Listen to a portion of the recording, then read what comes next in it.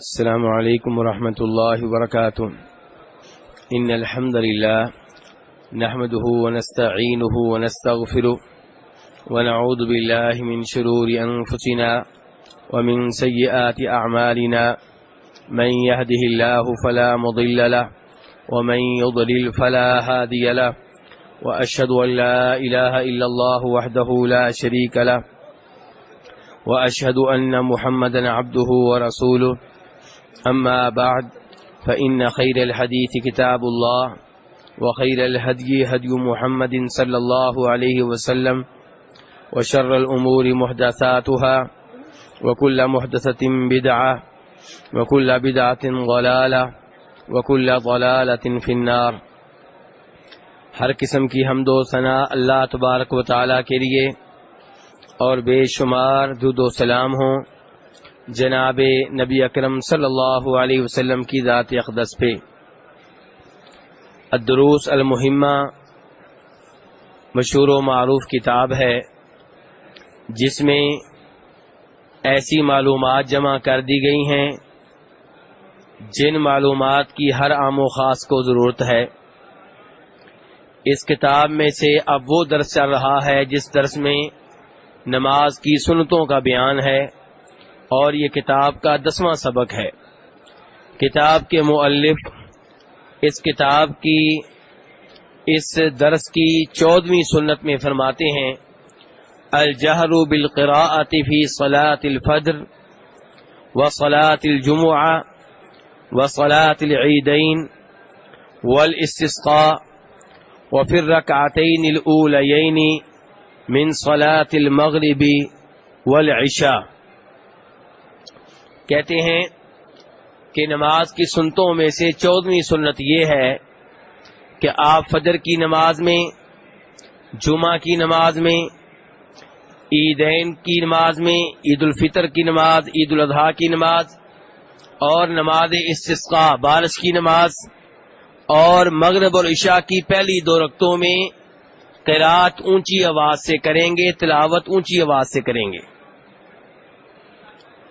یعنی کہ فجر کی نماز میں اور مغرب اور عشاء کی پہلی 2 رکعتوں میں، اور عید الفطر اور عید الاضحیٰ کی نماز میں، اور نماز استسقاء بارش کی نماز میں آپ قرات اونچی آواز سے کریں گے۔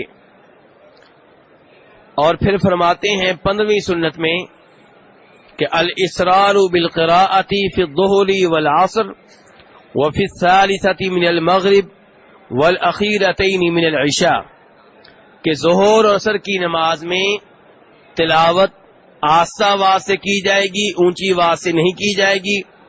ایسے ہی مغرب کی تیسری رکعت میں بھی تلاوت آہستہ آواز سے کی جائے گی، اور عشاء کی آخری 2 رکعتوں میں بھی تلاوت آہستہ آواز سے کی جائے گی۔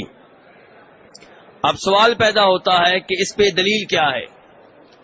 پہلے نمبر پہ دلیل وہ الفاظ ہیں جو جناب ابو ہریرہ رضی اللہ تعالیٰ عنہ سے آتے ہیں۔ وہ فرماتے ہیں کہ نبی علیہ الصلوۃ والسلام نے ہر نماز میں قرات کی ہے۔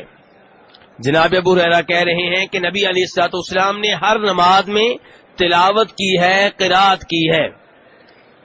جس نماز میں آپ نے تلاوت آہستہ آواز سے کی، اس نماز میں ہم نے تمہیں تلاوت آہستہ آواز سے کر کے دکھا دی۔ یہ کون کہہ رہے ہیں؟ جناب ابو ہریرہ۔ اور جس نماز میں نبی علیہ الصلوۃ والسلام نے تلاوت بلند آواز سے کی، اس نماز میں ہم نے تلاوت بلند آواز سے کر کے تمہیں بتا دیا کہ نماز کا طریقہ کیا ہے۔ یہ جناب ابو ہریرہ کے الفاظ ہیں جنہیں امام بخاری، مسلم اور ابو داؤد ابن ماجہ روایت کرتے ہیں۔ تو اس سے پتہ چلا کہ صحابہ کرام نے جن نمازوں میں اونچی آواز سے تلاوت کی، وہ نبی علیہ الصلوۃ والسلام سے انہوں نے طریقہ لیا ہے، اور جن نمازوں میں انہوں نے آہستہ آواز سے تلاوت کی، وہ اس لیے کہ نبی علیہ الصلوۃ والسلام نے ایسا کیا، اور یہی طریقہ چلتا چلا آ رہا ہے۔ اسی لیے امام ابن قدامہ رحمہ اللہ فرماتے ہیں کہ اس مسئلے میں علماء کرام کے مابین اختلاف نہیں ہے، بلکہ اس مسئلے میں اتفاق ہے۔ کس نماز میں تلاوت اونچی آواز سے کرنی ہے اور کون سی وہ نماز ہے جس میں تلاوت آہستہ آواز سے کرنی ہے، اس مسئلے میں اختلاف نہیں ہے بلکہ امت کا اتفاق ہے۔ چنانچہ چند احادیث بھی اس مسئلے میں ہماری رہنمائی کرتی ہیں۔ ان میں سے ایک حدیث یہی ہوگی جو جناب ابو ہریرہ والی ہے، اور دوسرے نمبر پہ جناب ابو قتادہ کہتے ہیں رضی اللہ تعالی عنہ، بخاری مسلم کی حدیث ہے کہ نبی علیہ الصلوۃ والسلام ظہر اور عصر کی نماز میں سورہ فاتحہ کی تلاوت کرتے تھے، اور سورہ فاتحہ کے بعد کسی اور سورت کی تلاوت بھی کرتے تھے، اور فرماتے ہیں کبھی کبھی آپ ہمیں کوئی ایک آدھ آیت سنا دیتے تھے۔ کیا کہا ہے ابو قتادہ رضی اللہ عنہ؟ کبھی کبھی کوئی نہ کوئی آیت ہمیں آپ، کیا مطلب؟ یعنی کہ کوئی آیت آپ اونچی آواز سے پڑھتے تھے، اس کا کیا مطلب ہے؟ باقی آیتیں جی آہستہ آواز سے پڑھتے تھے۔ اس سے پتہ چل رہا ہے کہ ظہر عصر میں آپ کی تلاوت کا انداز کیا ہوتا تھا۔ وہ کہہ رہے ہیں کہ ظہر اور عصر کی پہلی 2 رکعتوں میں نبی علیہ الصلوۃ والسلام سورہ فاتحہ کی تلاوت کرتے، اور سورہ فاتحہ کے بعد مزید کسی سورت کی بھی تلاوت کرتے، اور کوئی آیت آپ ہمیں اونچی آواز سے پڑھ کر سنا دیا کرتے تھے۔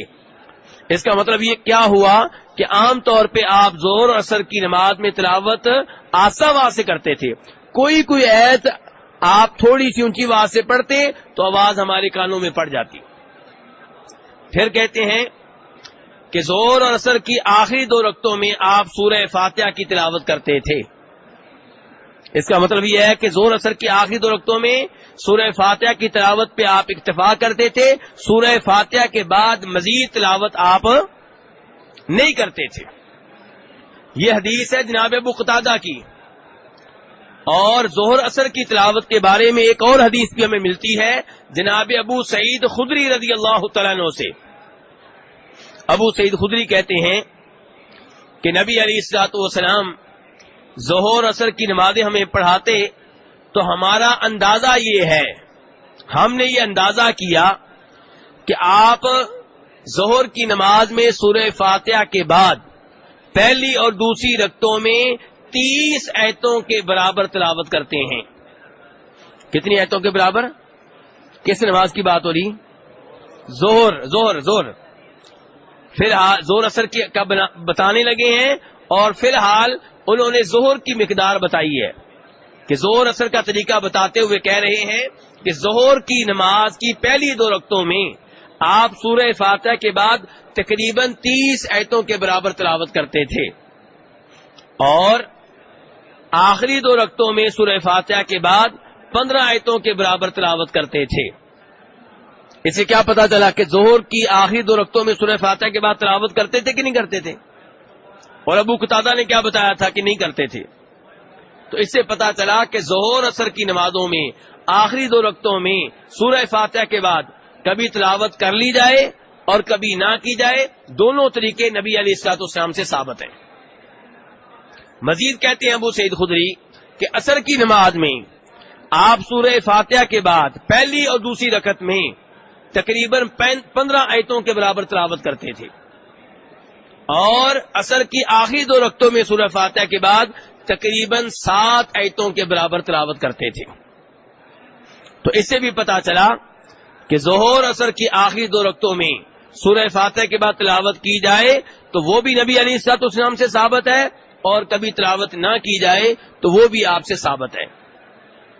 اب مسئلہ یہ ہے کہ کیسے پتا چلتا تھا کہ نبی علیہ الصلوۃ والسلام تلاوت کر رہے ہیں؟ یہی سوال جناب خباب سے، جو کہ صحابی ہیں، دیگر لوگوں نے کیا کہ آپ لوگوں کو کیسے پتا چلتا تھا کہ نبی علیہ الصلوۃ والسلام ظہر اور عصر کی نماز میں تلاوت کر رہے ہیں؟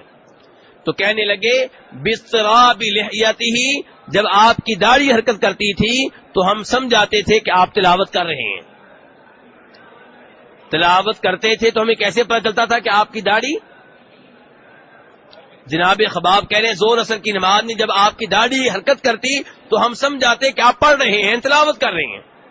اور ابو قتادہ کہنے لگے کہ کبھی کبھی کوئی آیت آپ اونچی آواز سے پڑھتے تھے، ہمیں سمجھ لگ جاتی تھی کہ آپ تلاوت کر رہے ہیں۔ تو ان دو حدیثوں سے ایک تو یہ پتا چلا کہ ظہر اثر کی نمازوں میں تلاوت آپ اونچی آواز سے نہیں بلکہ جی بھائی صاحب آہستہ آواز سے کرتے تھے، اور دوسرے نمبر پہ یہ پتا چلا کہ تلاوت دل میں نہیں ہوتی، زبان سے کی جاتی ہے. اونچی آواز سے پڑھیں گے پھر بھی زبان سے، آہستہ آواز سے پڑھیں گے پھر بھی زبان سے. اور اسی لیے آپ کے لب حرکت کرتے تھے، منہ حرکت کرتا تھا، تو پھر آپ کی داڑھی بھی حرکت کرتی تھی. اور اس سے یہ بھی پتا چلا کہ آپ کی داڑھی اچھی خاصی تھی جو حرکت کرتی تھی اور صحابہ کرام کو نظر آتی تھی. اور اس سے یہ بھی پتا چلا کہ نماز میں نمازی کی نگاہ اگرچہ سجدے والی جگہ پہ ہونی چاہیے، لیکن کبھی اس کی نگاہ اپنے سامنے امام پہ پڑ جائے تو انشاءاللہ اس سے نماز باطل نہیں ہوتی. صحابہ کرام نماز میں، ظہر اثر کی نماز میں آپ کی داڑھی کو حرکت کرتے ہوئے دیکھ لیا کرتے تھے. لیکن عام طور پہ انسان کی نگاہ کہاں ہونی چاہیے؟ سجدہ کی جگہ پہ. لیکن کبھی اس کی نگاہ امام صاحب پہ پڑ جاتی ہے، ایسے کعبہ کے پاس کوئی آدمی نماز پڑھ رہا، اس کی نگاہ کعبہ پہ پڑ جاتی ہے تو اس وجہ سے نماز باطل نہیں ہوگی. تو بہرحال معلوم یہ ہوا کہ کچھ نمازوں میں نبی علیہ الصلوۃ والسلام نے تلاوت اونچی آواز سے کی ہے، ان نمازوں میں تلاوت اونچی آواز سے کرنی چاہیے. اور کچھ نمازوں میں آپ نے تلاوت آہستہ آواز سے کی ہے، ان نمازوں میں تلاوت آہستہ آواز سے کرنی چاہیے. یہی آپ کا سنت طریقہ ہے. آگے مؤلف کہتے ہیں نماز کی سنتوں میں سے 16ویں سنت قراءۃ ما زاد عن الفاتحۃ من القرآن. سورہ فاتحہ کی تلاوت کے بارے میں کتاب کے مؤلف واضح کر چکے ہیں کہ نبی علیہ الصلوۃ والسلام کی حدیث سے پتہ چلتا ہے سورہ فاتحہ کی تلاوت نماز میں ضروری ہے، بلکہ ہر نماز کی ہر رکعت میں امام اور مقتدی ہر ایک پہ واجب ہے کہ سورہ فاتحہ کی تلاوت کرے. اب کہتے ہیں سورہ فاتحہ کے بعد جو تلاوت کی جاتی ہے اس کا کیا حکم ہے؟